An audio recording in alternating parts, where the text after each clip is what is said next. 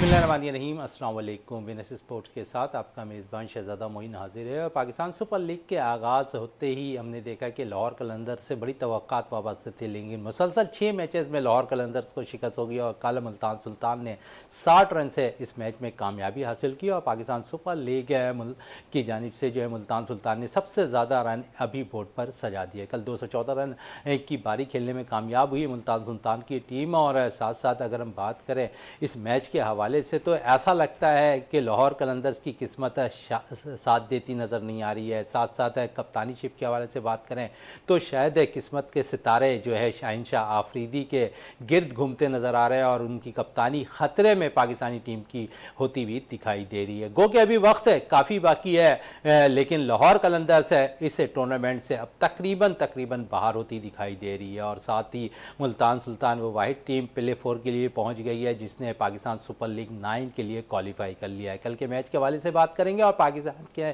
Super league के 9 के matches Karachi मुंतकिल हो गए हैं और आज इस्लामाबाद और कराची किंग्स का मैच खेला जाएगा। और अब से कुछ देर कबल जो हमने वहाँ पर मौजूद थे तो हमने देखा शायकीन क्रिकेट की बड़ी तादाद है जो है national bank cricket ground Karachi पहुँच रही थी। और साथ साथ हम देखते हैं कि वहाँ पर जो एतराफ़ की सड़कें हैं वो जिस तरह ट्रैफिक DIG ट्रैफिक ने कहा था कि बाकायदा तौर पर तमाम ही जो ग्राउंड के एतराफ़ हैं उनमें ट्रैफिक की रवानी बहाल रहेगी, तो कुछ ऐसी सूरत हाल अब से कुछ देर कबल महसूस की गई। वहाँ पर देखा गया कि ट्रैफिक मामूल के मुताबिक चलता हुआ दिखाई दे रहा था। गो के इशारे फैसल पे हमने देखा कि इसके बाइस थोड़ी सी ट्रैफिक जाम होता हुआ ज़रूर दिखाई दिया PSL 9 के मैचेस के हवाले से। और साथ साथ अगर हम बात करें क्योंकि इस वक्त मैच से कुछ देर कबल हम अपने प्रोग्राम में बैठे हुए हैं और इस मैच के हवाले से भी बात करेंगे जो लाहौर कराची किंग्स और इस्लामाबाद के दरमियान खेला जाना है, लेकिन उससे कबल जो लाहौर कलंदर्स और मुल्तान सुल्तान के दरमियान जो मैच खेला गया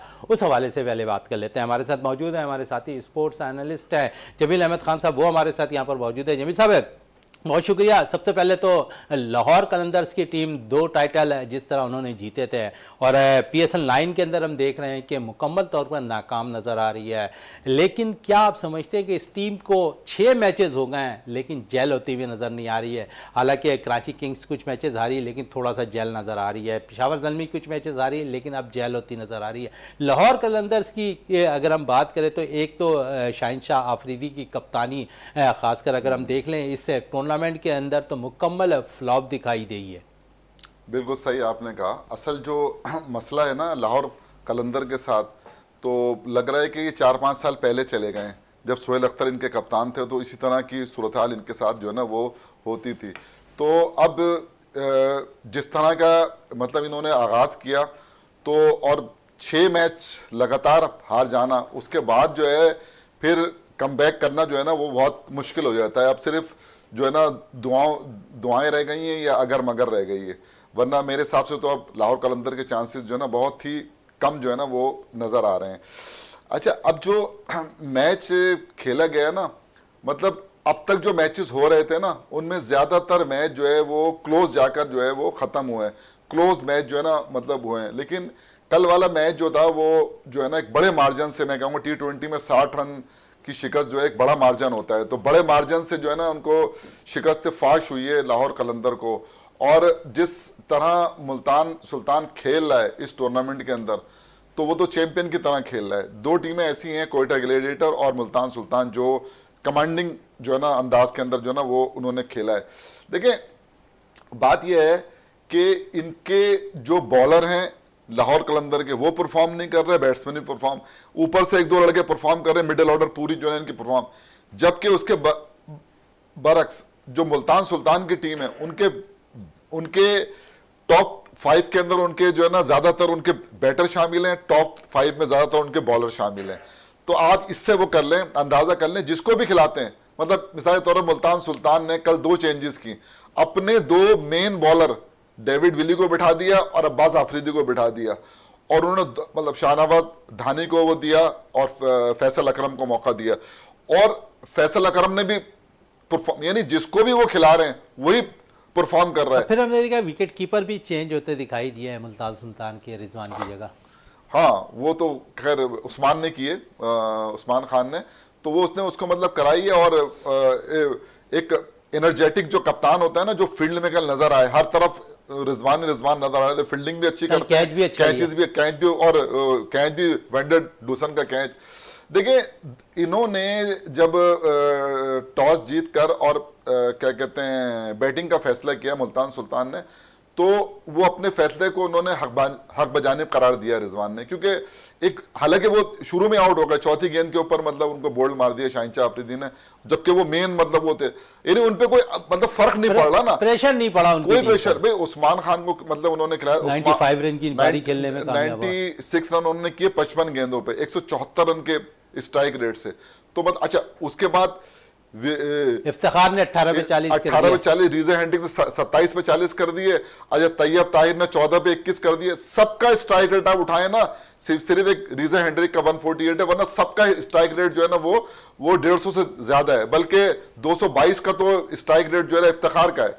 तो अगर आप इस चीज को देखते हैं ना, तो उनकी बैटिंग जो है ना, टोटल 4 खिलाड़ी जो है ना मतलब उनके आउट हुए। इससे आप अंदाजा कर लें कि 7 बॉलर आजमाए शाहिन अफरीदी ने। अच्छा, क्योंकि जमील साहब हम देख रहे हैं कि इस टूर्नामेंट के अंदर चेज़ बड़े आसानी से हो जा रहा है, लेकिन कल मुल्तान सुल्तान के कप्तान मोहम्मद रिजवान ने अपने बैटर्स को आजमाने का फैसला किया। हालांकि अगर देखें तो उनकी बैटिंग लाइन के अंदर इफ्तिखार चेजिंग में जाते हैं तो अच्छा बड़ी बारी खेलने में कामयाब हो जाते हैं, लंबे शॉट्स खेलते हैं।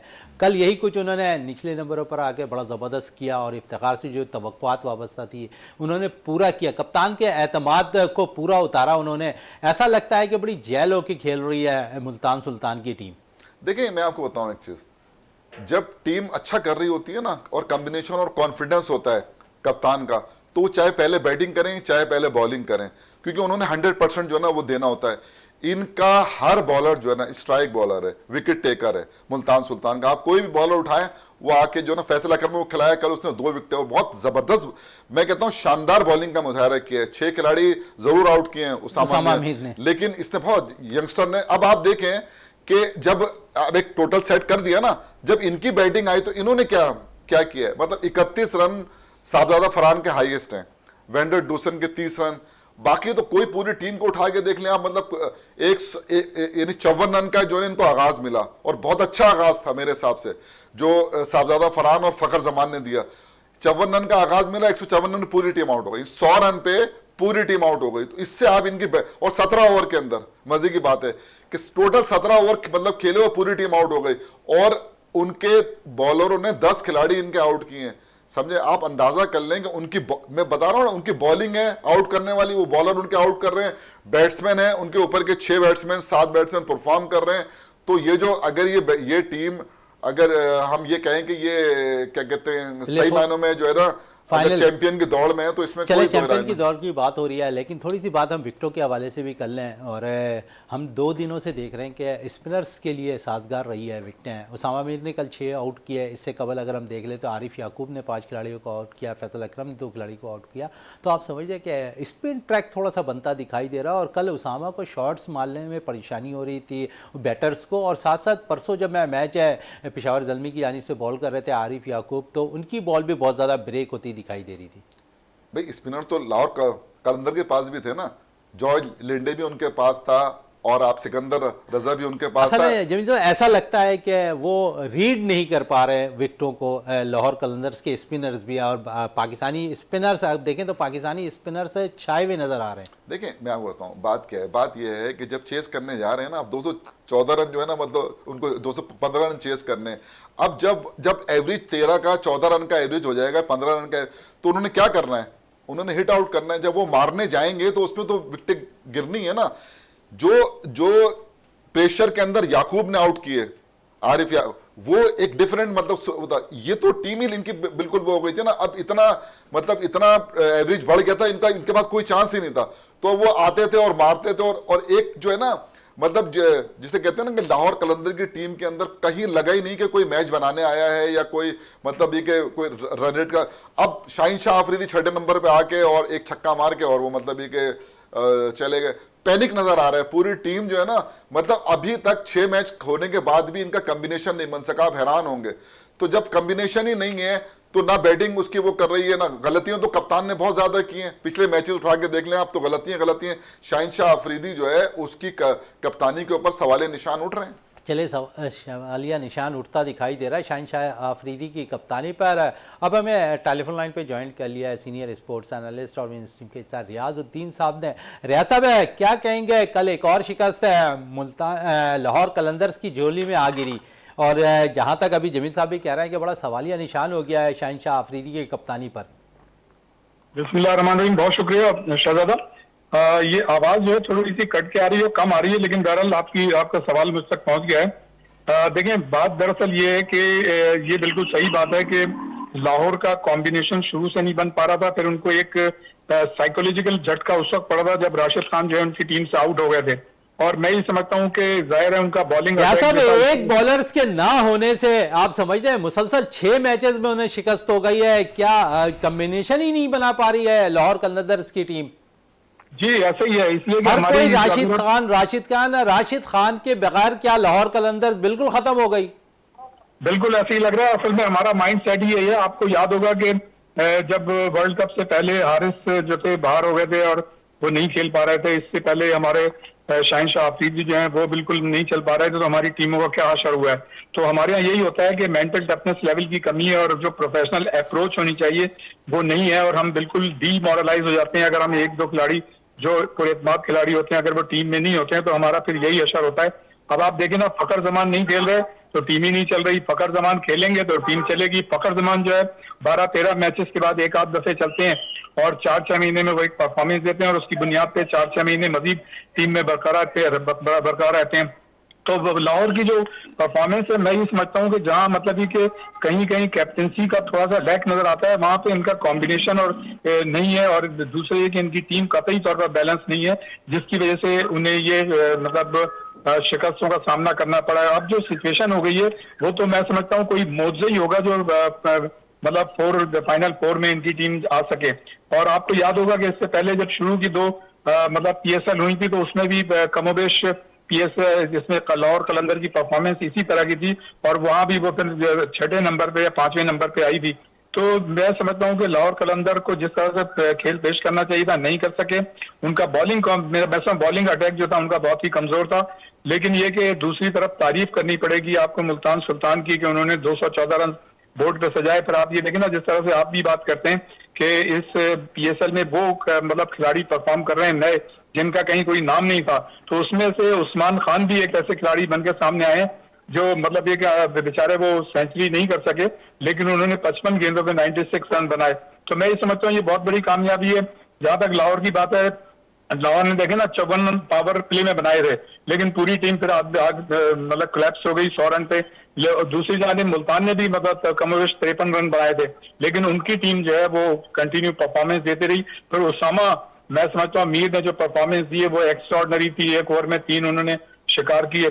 तो ये मतलब सारी चीजें अपनी जगह है और मैं समझता हूँ कि जिस तरह से अब लाहौर कलंदर की टीम जो है परफॉर्मेंस, मैं समझता हूँ कि अब तो उनका तकरीबन कमोबेश खत्म ही हो गया और कोई मेरिकल या कोई मौजज़ा होगा जो उनकी टीम जो है वापस आ सकती है। चले वापस आ सकती है। हमारे साथ ही टेलीफोन लाइन पे मौजूद रहिएगा रियाजुद्दीन साहब है। जमील साहब है, बात है ये भी वही कह रहे हैं, राशिद खान, क्या आप समझते हैं कि सिर्फ एक राशिद खान के बलबूते पे लाहौर कलंदर से, इससे पहले 2 टाइटल उन्होंने, अगर राशिद खान खेल रहे थे तो 2 टाइटल उनके नाम पर जीत गई?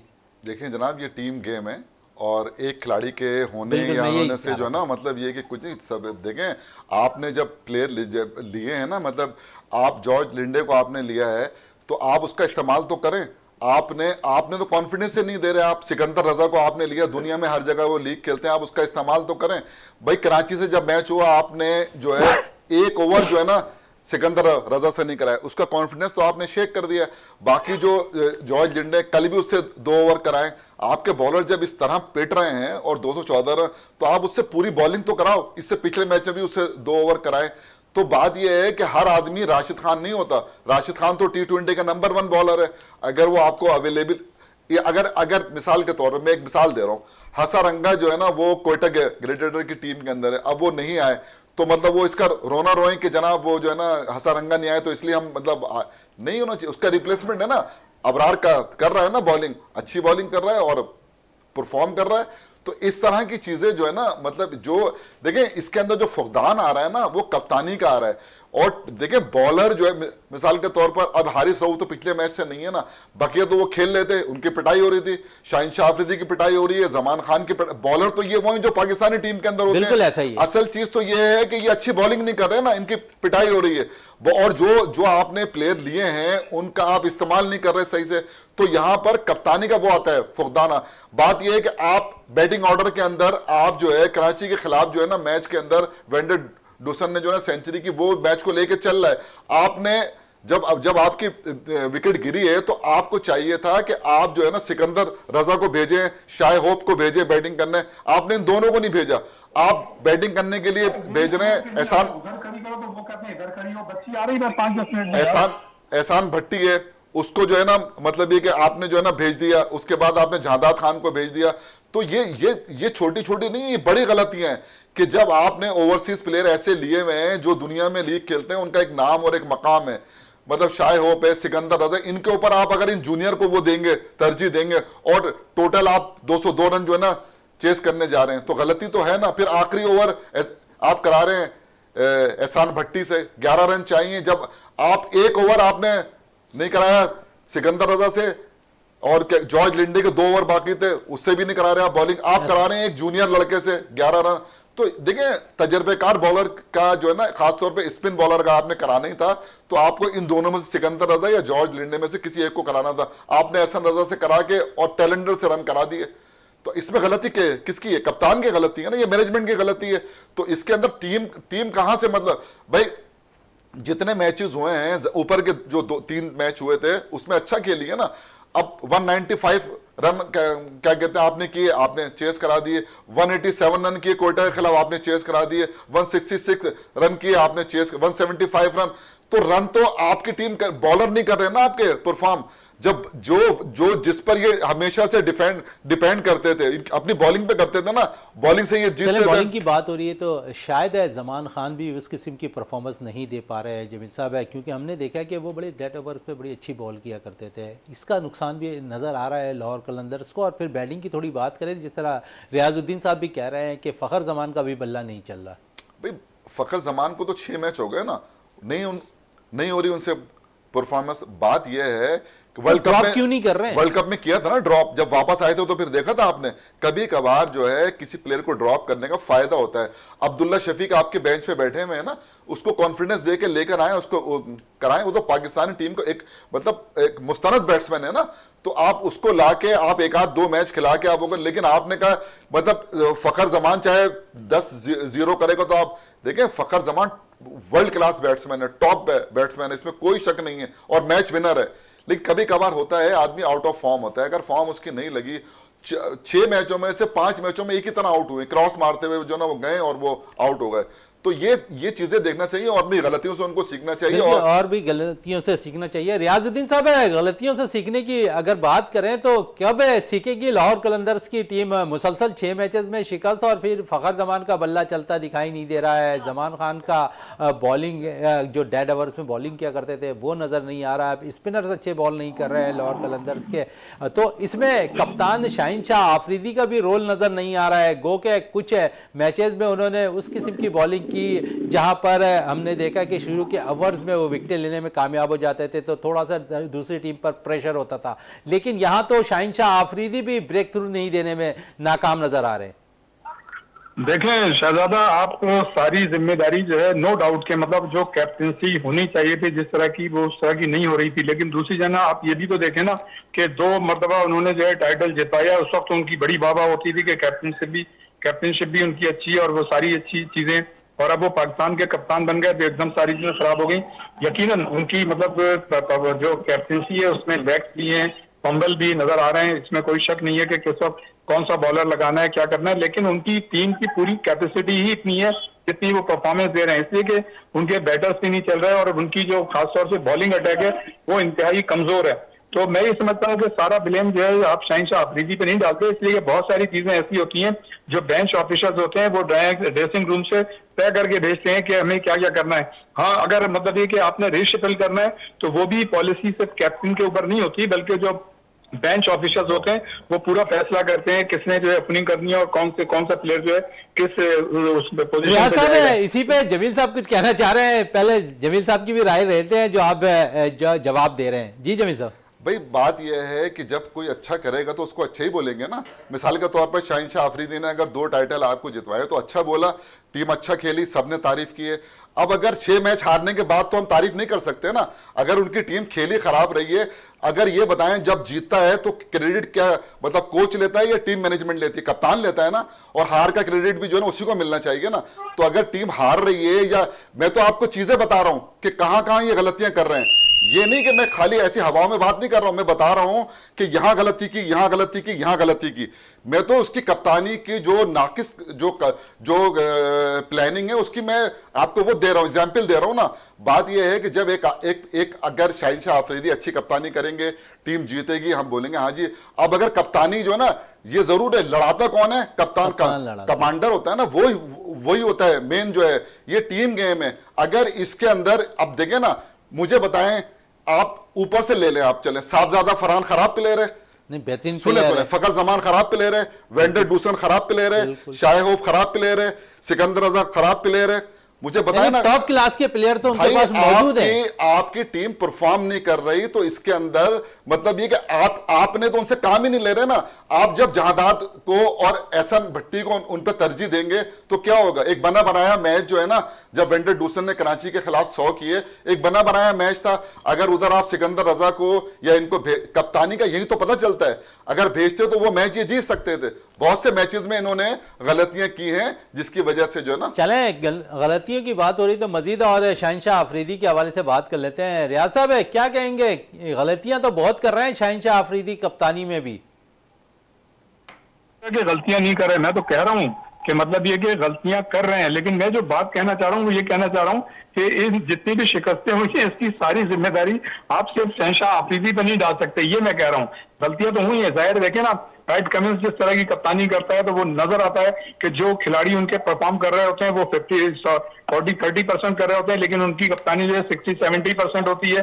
तो इसमें तो कोई शक नहीं है कि उनसे मतलब गलतियां हुई हैं, लेकिन बहुत सी चीजें जो मतलब किसको कहाँ खिलाना है, क्या करना है, ये तो सारी ब्लैक एंड व्हाइट में कप्तान को दी जाती है, बेंच ऑफिसर। हाँ ये जरूर है कि जो जिस वक्त ग्राउंड के अंदर वेरिएशन होती है, तब्दीली होती है, सिचुएशन चेंज होती है, तो क्योंकि कप्तान ग्राउंड के अंदर होता है तो उसको ये फैसला लेना चाहिए कि कौन सा बैट्समैन है और उस वक्त इसका मूड क्या है, अटैकिंग है क्या है, हमें कौन सा बॉलर लगाना है, स्पिनर लगाना है, फास्ट बॉलर लगाना है। फिर बॉलर भी अपने लेंथ पे गेंद कर रहे हैं नहीं कर रहे हैं उनको देखना होता है, फील्ड प्लेसिंग होती है। लेकिन मैं ये समझता हूँ कि वैसे तो कमोबेश जितने भी मतलब टीमें पार्टिसिपेट कर रही हैं सबकी जो फील्डिंग और फिटनेस लेवल जो है ना वो बहुत ही कम है, और खासतौर से अपना लाहौर कलंदर की जो फिजिकल फिटनेस है उस पर भी मुझे डाउट है।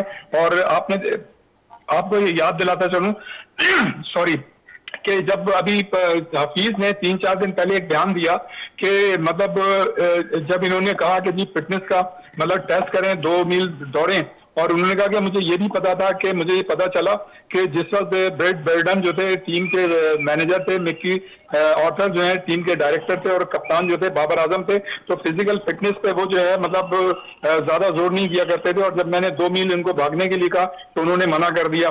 तो भाई जब आप फिजिकल फिटनेस पे तवज्जो नहीं देंगे तो उसकी पेनिट्रेट हो रही है सारी फ्रेंचाइज में पाकिस्तान टीम के खिलाड़ी हैं, और वो परफॉर्म नहीं कर रहे जो इंटरनेशनल लेवल पे इंटरनेशनल लेवल पर जो परफॉर्म कर रहे होते हैं। रियाजुद्दीन साहब इस वक्त अगर बात करें थोड़ी सी ब्रेकिंग न्यूज के हवाले से, क्योंकि मैच है आज इस्लामाबाद का और कराची किंग्स का खेला जाना है, और अब टॉस हो चुका है इस मैच का और इस्लामाबाद यूनाइटेड ने आज के मैच में टॉस जीत लिया है और फील्डिंग करने का फैसला किया है। रियाज साहब फील्डिंग कर रही है इस्लामाबाद की टीम टॉस जीतने के बाद है, और क्योंकि मैच 7 बजे शुरू होना है और उससे कबल अगर हम बात करें कि तो ऐसा लगता है कि शायकीन क्रिकेट की बड़ी तादाद आज शायद ग्राउंड्स की तरफ रुख करती अब तक नहीं दिखाई दी, क्योंकि अब से 1 से 1.5 घंटे कबल national bank cricket ground Karachi में मौजूद था, लेकिन शायकीन क्रिकेट की आमद का सिलसिला माजी में जिस तरह रहा है ये नजर आता हुआ नजर नहीं आया आज। जी बिल्कुल, उसकी शहजादा बुनियादी वजह यह है कि जिस तरह से मतलब हमारे शायकीन को एकोमोडेट और फैसिलिटेट करना चाहिए, थोड़ी सी आसानियां पैदा करनी चाहिए, वो नहीं है, जिसकी वजह से और एक दूसरे तशहीर भी नहीं है। जो क्रिकेट से रिलेटेड या स्पोर्ट्स से रिलेटेड लोग हैं उनको तो पता है, या कुछ नौजवान हैं जो क्रिकेट से ताल्लुक रखते हैं उनको पता है, लेकिन आमतौर पे बहुत कम लोगों को ये पता है कि जी यहाँ पे पीएसएल हो रही है। जो जिस तरह से पीएसएल के मतलब म्यार बन गया है, मैं ये समझता हूँ कि उसी तरह से उसकी तशहीर भी होनी चाहिए, जो कि नहीं हुई है। रह गई बात मुल्तान सुल्तान की, मैं बात तो आप ये समझ लें कि अब तक इन दोनों टीमों के दरमियान 20 मैचेस हुए हैं। इसमें इस्लामाबाद ने 14 जीते हैं और कराची की टीम जो है 6 मैचेस जीतने में कामयाब रही है। लेकिन ये जो पीएसएल हो रही है इसमें मैं ये समझता हूँ कि जो परफॉर्मेंस है वो काफी बेहतर नजर आ रही है।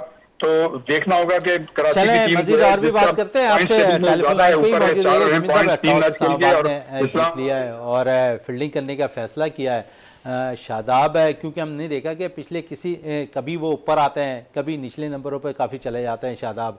और आज कराची किंग्स से उनका मैच है। कराची किंग्स की बात करें तो शान मसूद क़यादत तो कर रहे हैं एक साइड, लेकिन उनसे भी रन होता दिखाई नहीं दे रहा है। दूसरी तरफ है सारा बोझ है जो है ऑलराउंडर है शोएब मलिक के कंधों पर है। ऐसा लगता है कि कराची किंग्स से आज एक तरफ अगर उनकी बैटिंग लाइन देखें तो सिर्फ शोएब मलिक पे निसार करती दिखाई दे रही है ओवरऑल। दूसरी तरफ देखें तो बड़ी लंबी बैटिंग लाइन है इस्लामाबाद यूनाइटेड की। देखिए मैं आपको 2 मैच जो आखिर के मैच है ना, कैरन पोलार्ड ने इनको जिताए कराची किंग को। अगर आप देखते हैं ना दोनों मैचों के अंदर उसने बहुत एक्स्ट्रा ऑर्डिनरी खेला और उसकी वजह से जो है वो कराची किंग जो है ना वो फाते रहा और इस वक्त टेबल पे उसकी पोजीशन भी जो है शायद चौथे नंबर पर आ गई। तो अब टॉस जीत के इस्लामाबाद ने, चूंकि इस्लामाबाद जो है वो अपनी बैटिंग पे ज्यादा इन्हिसार करता है, सारे जारा मिजाज उनके पास आप उठा के देख लें। लास्ट इनिंग अगर देख लें तो आजम खान ने बड़ी जबरदस्त खेली है, 30 बॉलों पर 74 रन की। वो तो मतलब आप उसको तो मतलब मैं समझता हूँ कि बहुत कम ऐसी वो होती है इनिंग्स होती हैं कि 30 गेंदों पे 75 रन, 6 चौके, 6 छक्के और 250 रन का स्ट्राइक रेट। तो वो तो बहुत ही लाजवाब इनिंग है जो मैं समझता हूँ कि शायद पीएसएल की एक अच्छी इनिंगों में से एक इनिंग है। वो तो बहुत अच्छा खेला है, उसमें तो कोई मतलब दो राय नहीं है। अब देखिए हम यही कह रहे थे ना पहले कि ये मतलब फॉर्म में जो सलमान अली आगा है ना वो रन कर रहे थे एक मैच के अंदर जो है ना, उसने रन किए थे शादाब ने। लेकिन खुशी की बात इनके लिए ये है कि कोलन मनरो जो है ना वो फॉर्म में आ गए, 71। फिर आजम खान भी फॉर्म में आ गए। आजम खान तो मैं बता दिया, आजम खान तो आए गए ना। कोलन मनरो भी रन नहीं कर रहे थे, अब कोलन मनरो ने भी मतलब ये कि रन कर दिए। आज शायद मैच में अब देखना है कि पिछले मैच में जो ना एलेक्स हेल्स उनको दस्तयाब नहीं थे, आज के मैच में अगर एलेक्स हेल्स हैं तो उनकी बैटिंग और मतलब स्ट्रांग हो जाएगी, क्योंकि ये पूरी डिपेंड करते हैं अपनी बैटिंग के ऊपर। तो इसलिए इन्होंने टॉस जीत के जो ना बाद में हो सकता है कुछ इसमें यहाँ पर ड्यू फैक्टर भी हो, तो इन्होंने टॉस जीत कर और क्या कहते हैं पहले जो है ना फील्डिंग करने का फैसला किया। तो अब जो इनकी जो बैटिंग है उनको पता है कि ये जो है ना एलेक्स हेल आज का मैच खेल रहे हैं, तो मतलब उनकी बैटिंग और मतलब वो हो गई ना मजबूत। कोलन मनरो, एलेक्स हेल्स और फिर सलमान अली आगा, शादाब, जॉर्डन है, जॉर्डन कुक्स, अहमद वसीम है, फ़हीम अशरफ है, हुनैन शाह खेल रहे हैं, नसीम शाह कह रहे हैं, नुमान रईस को आज इन्होंने मौका दिया है। बहुत मतलब मुतवाजन मतलब ये कि जैसे कहते हैं शादाब और इमाद वसीम का मतलब स्पिनर दोनों इनके पास जो है ना अच्छे हैं और फास्ट बॉलर जो है वो भी रोमान रईस भी तजर्बेकार हैं, नसीम शाह है, हुनैन शाह है। तो मतलब एक फ़हीम अशरफ हैं। बैटिंग के अंदर देख लें तो बैटिंग भी उनकी बड़ी मुतवाजन टीम जो है इस्लामाबाद की नजर आ रही है। अच्छा अब तक जो क्या कहते हैं कराची की जो टीम है वो 2 मैच तो जरूर जीती है, लेकिन उनकी टॉप ऑर्डर जो है ना वो उस तरह परफॉर्म नहीं कर रही जिस तरह उसको करना चाहिए। मतलब कप्तान है उनके जो है ना शान मसूद जो है उनकी कारकर्दगी भी मतलब वो नहीं रही है अभी जो है ना 2-3 मैचों के अंदर। उसके अलावा जो जेम्स विंस है उनकी भी वो नहीं है, कारकर्दगी इतनी अच्छी नहीं है। एक नया लड़का डाला था उन्होंने 7 बेग की जगह, मोहम्मद इखलाक, उसको भी 2 मैच खिलाए, लेकिन अभी तक वो भी कोई उनका बल्ला भी मतलब ये कोई ऐसी रह दे कि अब शोएब मलिक हैं वो मतलब ये कि एक रीढ़ की हड्डी मैं कह सकता हूँ उनकी टीम के अंदर। तो लेकिन दूसरी तरफ अगर थोड़ी सी बॉलिंग की हम बात करें तो अमीर हमजा हैं, हसन अली अच्छा परफॉर्म कर रहे हैं दोनों। पिछले मैच में तो इनके तमाम बॉलरों ने ना बहुत जबरदस्त, तबरेज शमसी हो गए, मीर हमजा हो गए, हसन अली हो गए, तो ये सारे जितने भी बॉलर थे ना इन्होंने बड़ी जबरदस्त किस्म की बॉलिंग की, मतलब रिस्ट्रिक्ट किया था 154 रन के ऊपर। तो ये मतलब ये कि अब आज जो है किस तरह की ये बॉलिंग करते हैं ये देखना होगा, क्योंकि अभी टॉस जीत के अगर उन्होंने फील्डिंग की ना, देखिए आज अगर इनके बैट्समैन कराची के बैट्समैन जो है ना वो परफॉर्म करते हैं और एक ऐसा टोटल जो है ना, क्योंकि अभी यहाँ पर कराची में पहला मैच जो है ना हो रहा है तो अभी तक तो यहाँ का नहीं पता, लेकिन आप बताऊं लाहौर में 9 मैच खेले गए और वहां की पिच जो है ना वो बहुत अच्छा खेली है। 5 मैच वहां खेले गए मुल्तान सुल्तान में, 14 मैच तो वहां हो गए खत्म। अब मैचेस सिर्फ कराची और रावलपिंडी में रह गए। कराची के अंदर जो है ना 11 मैच होने और पिंडी के अंदर 9 मैच होने, 20 मैच अभी जो है ना बाकी हैं। तो आज जो अब पिच का देखना होगा क्या बिहेवियर है आज की, जो क्योंकि इससे पिछले जो आपको एक याद होगा पीएसएल के अंदर 14 मैच हुए, तो 14 मैचों के अंदर बाद में जिन्होंने बैटिंग की तो वो मतलब, तो अब हमें यही देखना है कि हो सकता है कि वही उनके जहन में हो। चले वही उनके जहन में हो। रियाजुद्दीन साहब, शान मसूद क़यादत कर रहे हैं कराची किंग्स की, और क्या कहेंगे शान मसूद के हवाले से? T20 तर्ज की क्रिकेट नहीं खेलते दिखाई दिए हैं इस सीजन में अब तक जितने मैचेस भी हुए हैं। देखिए, शान मसूद ने तो अभी तक जो कप्तानी का मेयार है, मैं ये समझता हूँ कि काफी वो मेच्योर नजर आ रहे हैं, और उन्होंने जो है कप्तानी कमोबेश अच्छी ही की है। आप उनकी मतलब ये कि कारकर्दगी पे मतलब कोई उंगली नहीं उठा सकते, लेकिन ये जरूरी नहीं है। जाहिर है मुख्तलिफ टीमें होती हैं। अब ये कि कराची में ये पहली मरतबा दोनों टीमें खेलेंगी, ड्यू फैक्टर भी नहीं है, दोनों टीमों के लिए यकसा मौके होंगे। लेकिन जहां तक कैप्टनसी का ताल्लुक है तो इसमें तो कोई शक नहीं है कि शादाब जो है इतने अरसे से कप्तानी करते चले आ रहे हैं, लेकिन जिस तरह से उनको वर्ल्ड कप से पहले कप्तानी दी गई थी तो वो जो है मतलब वहां नाकाम हो गए थे, बिल्कुल क्लैप्स कर गए थे। तो अगर इसमें कंपैरिजन करें आप, तो मैं समझता हूं कि कप्तानी तो दोनों जो कप्तानों की जो मेयार है वो कमोबेश एक ही है।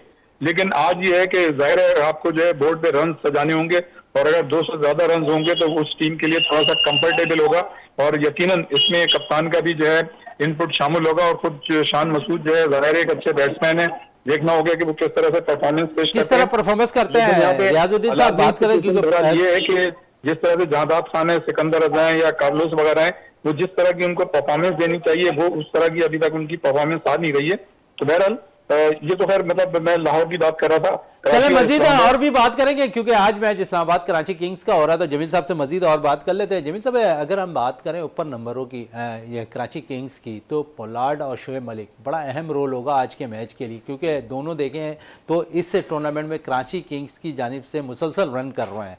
आप समझते हैं बड़ी भारी जिम्मेदारी होगी। दूसरी तरफ नसीम शाह है, उनैन शाह है, बॉलिंग अटैक उधर भी मजबूत है, उनके खिलाफ परफॉर्म करना बहुत, जिस तरह याद साहब भी कह रहे हैं कि 200 से प्लस रन स्कोर करेंगे तो इस्लामाबाद यूनाइटेड ऐसा लगता है कि फंसेगी।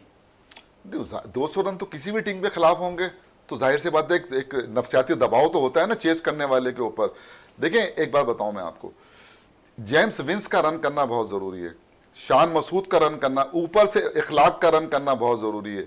जब ये ऊपर से रन करेंगे ना तो शोएब मलिक तो रन कर ही रहे हैं, अच्छा कैरन पोलार्ड जो है वो भी रन कर रहे हैं। तो असल जो मसला आ रहा है ना वो ऊपर के नंबरों के ऊपर आ रहा है कि ऊपर के 3 बैट्समैन अगर रन करते हैं ना, फिर नीचे उसके साथ साथ नवाज भी हैं, तो मतलब ये कि इनकी बैटिंग इतनी बुरी नहीं है। लेकिन बात यह है कि अगर ऊपर वाले तीनों रन नहीं करेंगे तो ये तो शोएब मलिक ने और पोलार्ड ने 2 मैच इनको जितवा दिए, लेकिन हर दफा ऐसा नहीं होता ना, चले हर दफा ऐसा होता हुआ दिखाई नहीं देता। लेकिन अगर हम इस टीम में बात करें तो यहाँ पर नौजवान खिलाड़ियों को भी कराची किंग्स से मौका दे रही है, इमर्जिंग अगर प्लेयर के न्याजी, इरफान न्याजी जो प्लेयर्स है, आप उनके हवाले से क्या कहेंगे? ये इरफान न्याजी 2-3 साल से इनके साथ हैं, और इरफान न्याजी ने पिछला मैच जो है ना, देखिए पिछले मैच की जीत में उसके 12 रन थे, लेकिन वो 12 रन इतने कीमती थे ना, ऐसे टाइम पर उसने 12 रन बनाए थे कि वो जीत में बहुत अहम जो है ना उसने किरदार अदा किया था। वो निचले नंबर पे आके ना 6-7वें नंबर पे आके, और जिस तरह मतलब वो खेलता है, वो रन तो 25-30 ही बनाता है वो, लेकिन टीम के बहुत वो काम आते हैं। तो नौजवान प्लेयर है और अच्छा प्लेयर है, उसको अगर जो है ना ऐसा कोई मौका आए तो उसको ऊपर भी बैटिंग करने भेज सकते हैं। लेकिन अगर अनवर अली की बात करें, अब तक अगर अनवर अली को मौका फराम नहीं किया है कराची किंग्स ने, और मोहम्मद नवाज मुसलसल खेल रहे हैं, यहाँ पर अगर नवाज की जगह अनवर अली को मौका दिया जाता, क्योंकि अनवर अली ऐसा बॉलर, ऐसे ऑलराउंडर कह सकते हैं जिन्होंने मुतअद्दिद बार बड़ी फतूहात दिलाई है दीगर जहाँ जिस फ्रेंचाइज से भी खेलते दिखाई दिए। यार वो तो इतना कीमती खिलाड़ी है अनवर अली, जो उसको जो है ना उसको तो टीम के अंदर होना चाहिए। अब जाहिर है कि इनका कॉम्बिनेशन इस तरह का बन रहा है कि शायद उसकी जगह नहीं बन रही, वरना वो बेहतरीन फील्डर है, बेहतरीन बॉलर है, और क्या कहते हैं लोअर ऑर्डर के अंदर बेहतरीन बैटिंग। मतलब ये कि अगर आपको 10-12-14 रन का भी एवरेज चाहिए ना तो उसमें करने की सलाहियत है। तो ऐसे प्लेयर, यूटिलिटी प्लेयर जो है ना वो होते हैं। लेकिन अब अगर यहाँ पर उनकी जगह नहीं बन रही तो मैं समझता हूं कि आने वाले मैचों के अंदर अनवर अली को जरूर मौका मिलेगा। बिल्कुल, आने वाले मैचेस में कराची किंग्स को अनवर अली को भी मौका फराहम करना चाहिए। हमारे साथ टेलीफोन लाइन पे मौजूद थे रियाजुद्दीन साहब, सीनियर स्पोर्ट्स एनालिस्ट, उनका शुक्रिया। रियाजुद्दीन साहब आपका, जमील अहमद साहब आपका बहुत बहुत शुक्रिया। प्रोग्राम का अख्ताम करते हैं इस दुआ के साथ कि पाकिस्तान में खेल और खिलाड़ी तरक्की करते रहें और पाकिस्तान का सब्ज़ हिलाली परचम दुनिया भर में रोशन रहे। इसी के साथ अपने मेज़बान शहजादा मोइन को इजाज़त दें। पाकिस्तान जिंदाबाद। लेकिन जाते जाते एशियन गेम्स के हवाले से हमने एक डॉज बॉल का पैकेज बनाया, वो पैकेज देखते हैं। अगर बात करें सिंध गेम्स की तो सिंध गेम्स के आगाज़ के साथ ही अख्तामी लम्हात भी सिंध गेम्स के चल रहे हैं। तमाम ही गेम्स अख्ताम होते दिखाई दे रहे हैं। एक ऐसा ही गेम डॉज बॉल भी मुनक्किद हुआ है और वहाँ पर अल्फा एजुकेशन नेटवर्क पे, और यहाँ पर हमने देखा कि बड़ा ज़बरदस्त मुकाबले हुए हैं। इस वक्त हमारे साथ डॉज बॉल के सेक्रेटरी नईम आबिद साहब मौजूद हैं, इनसे भी बात करते हैं इस इवेंट के हवाले से। नईम साहब, 18वीं सिंध गेम्स को किस तरह आपने देखा और कितना अच्छा रहा है? क्योंकि अगर हम देखें तो इंटीरियर के बच्चे भी यहाँ पर आए हैं, उनको अच्छी राइड भी फराहम की गई। ऐसा देख रहे हैं कि इन बच्चों के लिए हर साल ऐसे ही होना चाहिए या गैप जो रहा है उसको दूर करनी चाहिए? जी बिल्कुल, गैप को ज़रूर दूर करना चाहिए और मैं चाहता हूँ कि ज़्यादा से ज़्यादा इवेंट हो। साल में 2 हो बल्कि सिंध गेम बहुत अच्छा खेला इन खिलाड़ियों ने, बढ़ चढ़ के हिस्सा लिया। अंदरूनी सिंध के खिलाड़ियों ने बहुत तेज़ी से एक नया गेम था उसको पिक किया और उसको सीखा।